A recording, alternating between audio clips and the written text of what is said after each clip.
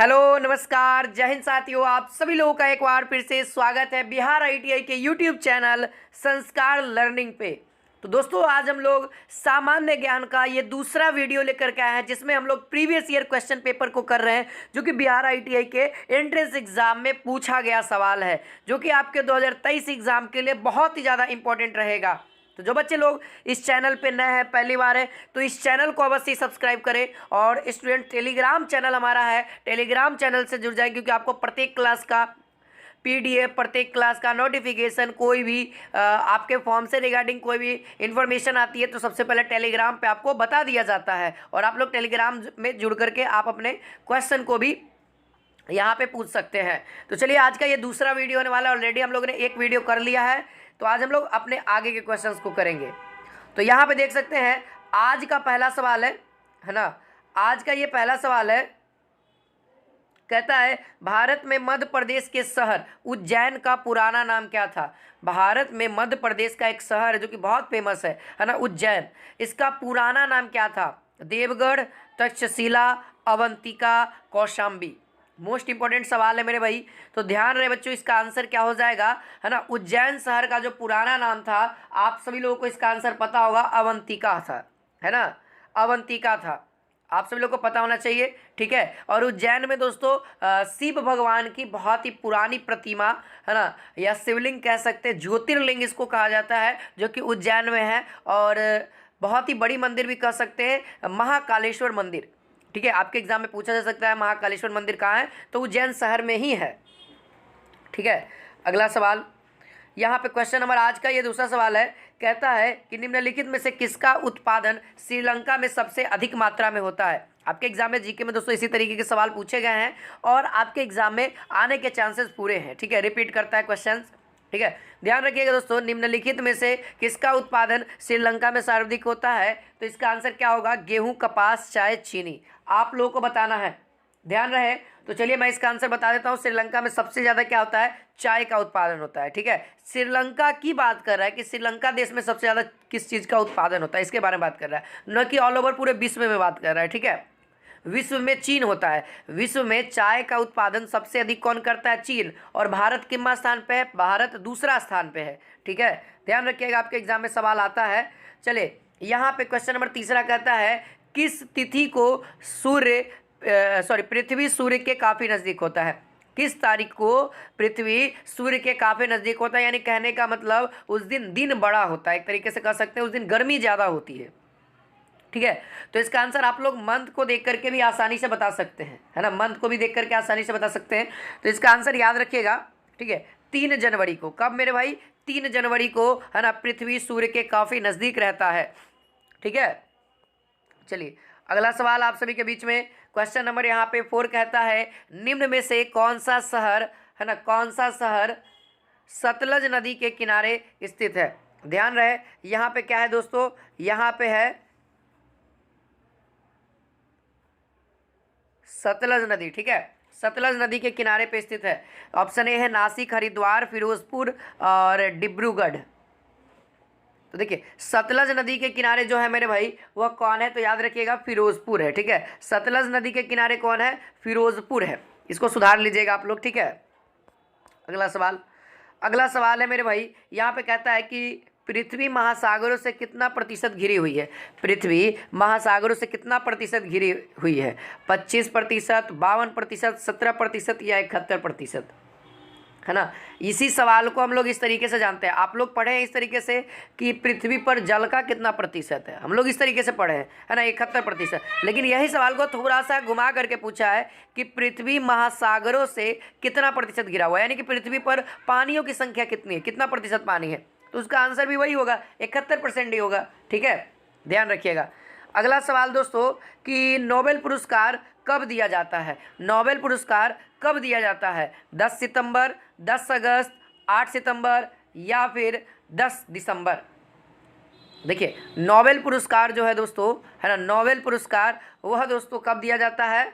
वह दिया जाता है 10 दिसंबर को, ठीक है। कब दिया जाता है? 10 दिसंबर को, ध्यान रखेंगे, ठीक है। सभी बच्चे एकदम लाइक और शेयर करते रहेंगे, ठीक है, लाइक और शेयर करते रहेंगे। देखिए जो नोबेल पुरस्कार है दोस्तों वह किसी आदमी के याद पे दिया जाता है ना। अल्फ्रेड नोबेल की, है ना, अल्फ्रेड नोबेल की पुण्यतिथि के दिन इसको दिया जाता है, ठीक है। चलिए अगला सवाल है दोस्तों, क्वेश्चन नंबर यहाँ पे 7 कहता है कि स्वर्ण मंदिर का निर्माण किनके शासनकाल में हुआ। देख सकते हैं आपके एग्जाम में प्रीवियस ईयर क्वेश्चन पेपर देखिए कि किस तरीके के सवाल आपके एग्जाम में पूछे गए हैं और आपको तैयारी किस ढंग से करने की जरूरत है, ठीक है। प्रीवियस ईयर क्वेश्चन से क्वेश्चन तो रिपीट करते ही करते हैं, लेकिन दोस्तों साथ ही साथ आपको इस बात का भी ध्यान रखना है कि आपके एग्जाम में लेवल क्या है, कितना लिमिटेशन है क्वेश्चन का, ये सारी चीज़ें आपको प्रीवियस ईयर क्वेश्चन पेपर ही बताएगा, ठीक है। क्योंकि इसका कोई भी ऑफिशियली रूप से कोई चैप्टर अनाउंस नहीं किया गया है कि इसी चैप्टर से क्वेश्चन आएंगे। आपको प्रीवियस ईयर क्वेश्चन पढ़ करके अंदाजा लगाना होगा, और ज़्यादातर तो देखने को मिलता है कि प्रीवियस ईयर क्वेश्चन पेपर से ही क्वेश्चन रिपीट कर जाते हैं। तो स्वर्ण मंदिर का निर्माण किसके शासनकाल में हुआ था, तो ध्यान रखेंगे दोस्तों अकबर के शासनकाल में। स्वर्ण मंदिर अकबर के शासनकाल में यहाँ पे निर्माण हुआ था, ठीक है। अगला सवाल, सिल्वर क्रांति का संबंध है, सिल्वर क्रांति का संबंध किससे है, तो ध्यान रहे दोस्तों सिल्वर मतलब क्या होता है, सफ़ेद, है ना। सिल्वर क्या होता है दोस्तों, उजला दिखाई देता है, उजला के जैसा होता है। तो उजला, अंडा हमारा उजला होता है ना, तो यहाँ पे अंडा हो जाएगा। सिल्वर क्रांति अंडा। दूध देखिए, श्वेत क्रांति, देखिए दूध, देखिए अंडा क्या होता है, अंडा पूरा उजला नहीं होता है, अंडा पूरा उजला नहीं होता, आप ध्यान से देखेंगे। लेकिन दूध देखिएगा ना, कहते हैं कि दूध नियर गोरा होना है, यानी कि सर इसको दूध के लिए हम लोग क्या कहेंगे, श्वेत क्रांति कहेंगे, है ना। दूध किसी से संबंधित है, तो श्वेत क्रांति का संबंध दूध से है। तेल क्या होता है, पीला, है ना। तेल क्या होता है, सरसों का तेल देखिए पीला रहता है, यानी पीली क्रांति से। मत्स्य, मत्स्य मतलब मत्स्य पानी में रहता है, यानी पानी का रंग कैसा होता है सर, नीला होता है, यानी नीली क्रांति से।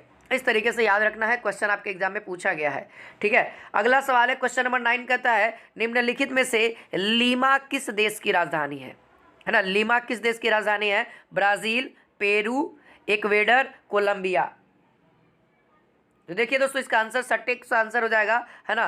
पेरू की जो राजधानी है वह क्या है दोस्तों, कोलंबिया है। पेरू की राजधानी क्या है, कोलंबिया है, जो कि दक्षिणी अमेरिका महाद्वीप का एक हिस्सा है, एक देश है, ठीक है। अगला सवाल बढ़ते हैं। अगला सवाल भी, बहुत सारे सवाल आपको देखने को मिलेंगे, बस आपको इस चैनल के साथ बने रहना है दोस्तों, और हर एक सब्जेक्ट का आपको यहाँ पे पढ़ाया जाएगा, मैथ्स, साइंस, जीके, ये तीनों सेक्शन आपको कंप्लीट कराए जाएंगे। भारत में सर्वप्रथम डाक टिकट की शुरुआत कब हुआ, भारत में सर्वप्रथम डाक टिकट की शुरुआत कब हुआ, 1852, 1774, 1874, 1766।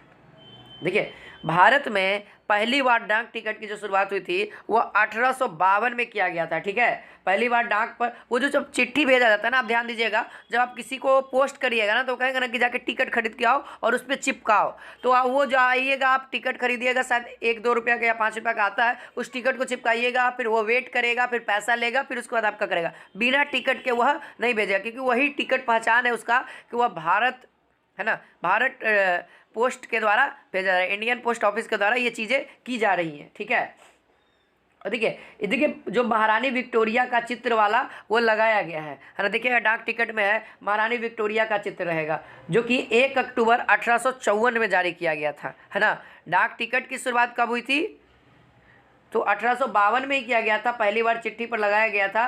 लेकिन देखिएगा शुरुआत हुआ था 1852 में, लेकिन चित्र बनाया गया था डाक पे, जो टिकट है उसमें महारानी विक्टोरिया का चित्र हुआ 1 अक्टूबर 1854 में डाला गया था, ठीक है। ये बात को ध्यान रखिएगा, कभी कभी पूछ देगा कि डाक टिकट पे महारानी विक्टोरिया का चित्र कब लगाया गया, तो 1854 में 1 अक्टूबर, ठीक है। निम्नलिखित में से किसने सबसे पहले यह बताया कि पृथ्वी गोल है, सबसे पहले किसने बताया था, अरस्तु, कोपरनिकस, टॉलमी, ट्रेस्बो। देखिए कोपरनिकस ने तो प्रूफ किया था, लेकिन सबसे पहले बताया तो वह अरस्तु जी थे।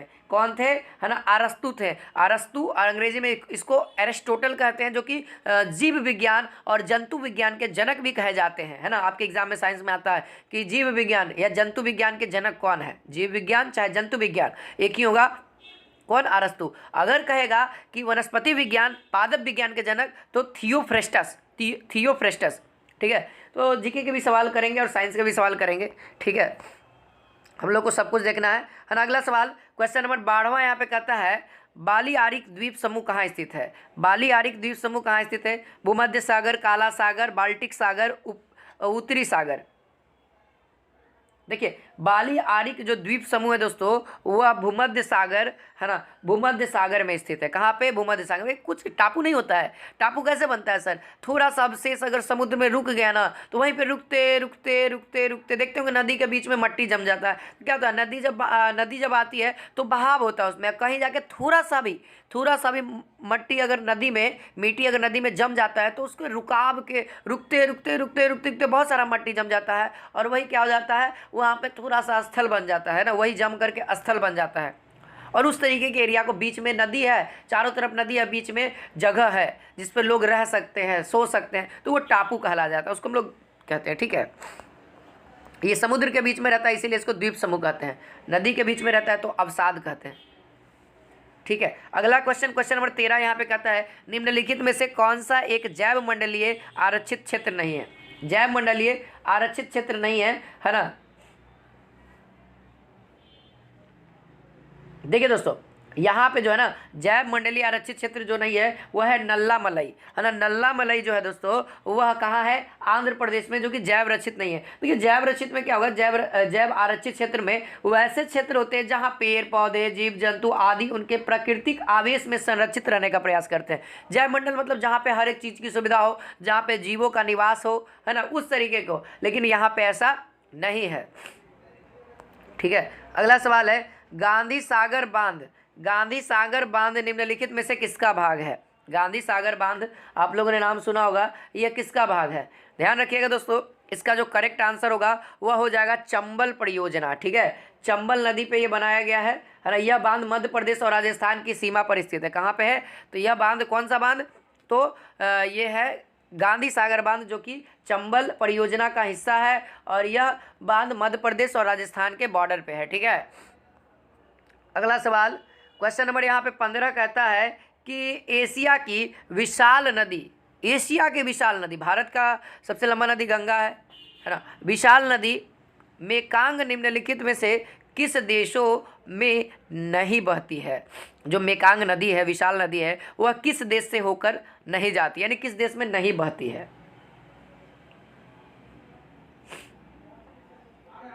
ध्यान दीजिएगा, मैं बताता हूँ कि किस देश से बहती है, उसको आप लोग ध्यान से सुनिएगा। देखिए, चीन से बहेगा, म्यांमार से बहेगा, थाईलैंड में जाएगा, लाओस में और कंबोडिया में। ये 5 ऐसे देश हैं जहाँ से मेकांग नदी जाती है। ठीक है, कौन कौन? चीन, कंबोडिया, लाओस और म्यांमार, थाईलैंड।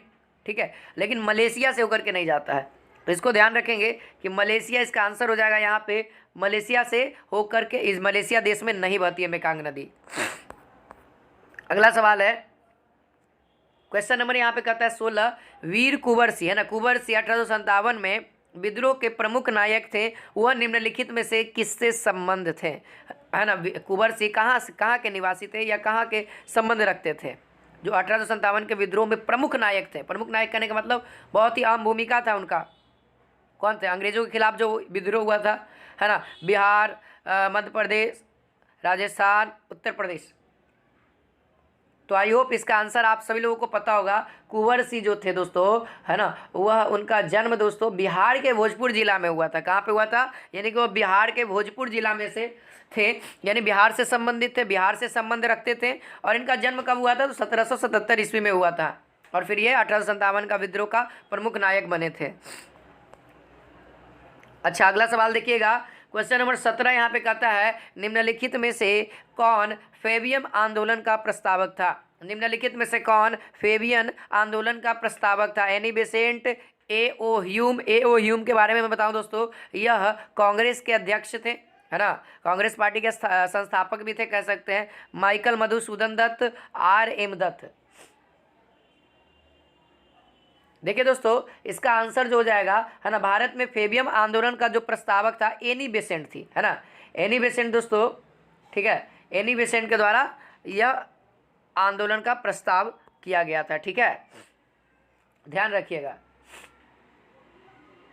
हाँ, ठीक है, और उन्होंने बाल गंगाधर तिलक के साथ मिलकर, कौन? एनी बेसेंट जी जो थे वह बाल गंगाधर तिलक के साथ मिलकर 1916 में होम रूल लीग की स्थापना किए थे। ध्यान रखिएगा, आपके एग्जाम में पूछा जाएगा होम रूल लीग की स्थापना किसने की और कब की, दोनों में से कोई भी एक आ सकता है, तो याद रखिए, हो सके दोनों भी आ जाए। तो बाल गंगाधर तिलक के द्वारा और 1916 में करवाया गया था। है ना। और याद रखिएगा उन्होंने 1917 में कांग्रेस के कलकत्ता अधिवेशन की अध्यक्षता भी की थी। कौन? Annie Besant. एनी बेसेंट के बारे में बता रहा हूँ। एनी बेसेंट ने फेबियम आंदोलन का प्रस्ताव भी किया और एनी बेसेंट जी बाल गंगाधर तिलक के साथ 1916 में मिलकर होम रूल लीग की स्थापना भी की और साथ ही साथ 1917 में जो कलकत्ता का कांग्रेस का कलकत्ता अधिवेशन चल रहा था वहाँ पे अध्यक्ष भी बनी थी। ठीक है, अगला सवाल है क्वेश्चन नंबर 18। यहाँ पे कहता है कि प्रथम विश्व युद्ध के दौरान सक्रिय होने वाला गदर क्रांतिकारियों का आधार स्थल था, है ना। प्रथम विश्व युद्ध के दौरान सक्रिय होने वाला गदर क्रांतियों का आधार स्थल था मध्य अमेरिका, उत्तरी अमेरिका, पश्चिमी अमेरिका, दक्षिणी अमेरिका। देखिए दोस्तों, जो प्रथम विश्व युद्ध के दौरान सक्रिय होने वाला गदर क्रांतिकारी का जो स्थल था वह कौन था दोस्तों? हाँ, उत्तरी अमेरिका। बहुत शानदार, उत्तरी अमेरिका यहाँ पे करेक्ट आंसर रहेगा। ठीक है, कौन सा हो जाएगा? उत्तरी अमेरिका।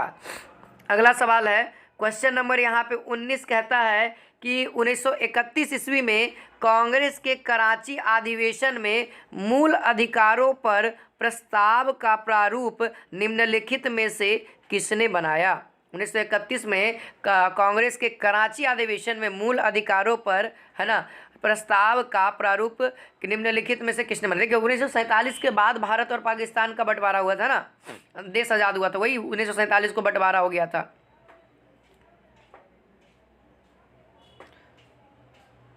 ठीक है, चलिए अच्छा है। तो यहाँ पे किन के द्वारा किया गया था दोस्तों?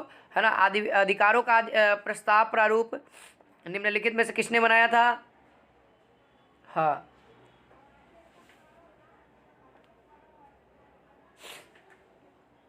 गांधी इरविन समझौता के बाद ये किया गया था सरदार वल्लभ भाई पटेल की। हाँ, डॉक्टर राजेंद्र प्रसाद जी थे, है ना, उस समय सरदार वल्लभ भाई पटेल भी मौजूद थे, उनकी अध्यक्ष में ये सब प्रस्ताव को लिया गया था। और पता है डॉक्टर राजेंद्र प्रसाद के बारे में अब यह दोस्तों याद रखिएगा भारत के प्रथम राष्ट्रपति भी रहे, है ना। ठीक है, और सरदार वल्लभ भाई गृह मंत्री रहे, सरदार वल्लभ भाई पटेल गृह मंत्री रहे, है ना। क्वेश्चन नंबर 20 कहता है कि भारत के साहित्य में, है ना, भारत के हिंदी साहित्य में मैला आंचल किसकी रचना? देखिए जीके से सवाल, हिंदी वाला सवाल जीके में आ गया है, तो सवाल किसी भी तरीके से आपके एग्जाम में जीके में पूछा जा सकता है। तैयार आपको हर तरीके से रहना है सर। भारत के हिंदी साहित्य में मैला आंचल किसकी रचना है? आप सभी को पता होगा, मैला आंचल आप लोगों ने पढ़ा है ना, फणीश्वर नाथ रेणु, है ना। फणीश्वर नाथ इनका पूरा नाम है, उर्फ रेणु के नाम से जानते हैं लोग। तो यहाँ पे ऑप्शन में तो हमारा रेणु है, तो आप लोग रेणु मार दीजिए। ठीक है, ध्यान रहेगा ना। तो उम्मीद है आज की क्लास आप सभी को अच्छी लगी होगी। तो आप सभी लोग इस वीडियोस को लाइक करें, शेयर करें, अपने दोस्तों के बीच में ज़्यादा से ज़्यादा शेयर करें और चैनल को दोस्तों सब्सक्राइब जरूर करें। ठीक है, फिर मिलते हैं इसी के साथ नेक्स्ट क्लास में। जय हिंद, जय भारत, वंदे मातरम।